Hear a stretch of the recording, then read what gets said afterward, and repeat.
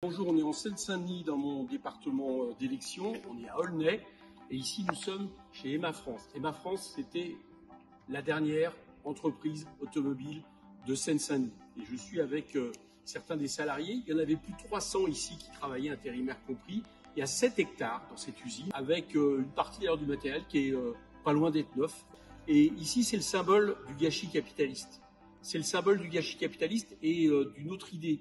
C'est le fait que ceux qui veulent le travail des Français, ceux qui veulent le travail du peuple, ce sont les capitalistes. C'est Stellantis, c'est M. Tabarès, aidé par le gouvernement. Pourquoi? Je vous explique. Ici, cette entreprise, elle faisait des bénéfices. Vous savez que Stellantis, qui est le donneur d'ordre d'Emma France, principalement le sol quasiment, fait aujourd'hui des milliards et des milliards de bénéfices qui sont redistribués pour moitié en dividendes. Et vous vous rappelez du salaire que M.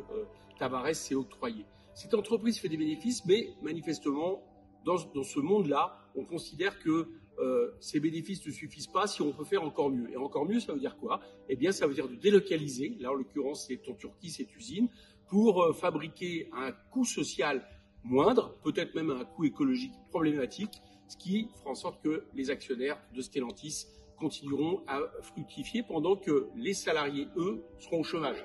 Parce que dans ce qu'il aurait proposé, il y a une prime, mais il n'y a pas de reclassement. Tout ça, c'est un monde qui est insupportable.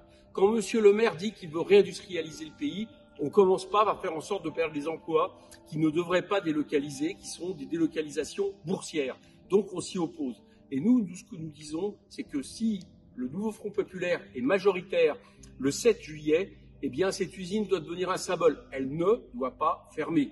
Quitte à nationaliser de manière temporaire, en attendant qu'un repreneur arrive, il y a ici des salariés qui ont plus de 20 ans d'expérience. C'est un gâchis énorme. Le matériel est encore installé ici. Donc, quitte à nationaliser de manière temporaire, et après, il faut trouver des mécanismes pour empêcher ce type de délocalisation. Par exemple, que les donneurs d'ordre soient responsabilisés, y compris s'ils veulent délocaliser, que ça leur coûte en réalité beaucoup plus cher que ne leur rapporterait la délocalisation. Ça peut passer par des taxes kilométriques à l'entrée des frontières françaises, ça peut passer par des pénalités, ça peut passer aussi par arrêter d'aider ces entreprises, parce que figurez-vous, on les aide pour faire des dividendes et licencier les salariés. Donc tout ça est inacceptable. Et moi je vous le dis, si le nouveau Front populaire gouverne le 7 juillet, cette entreprise restera en France.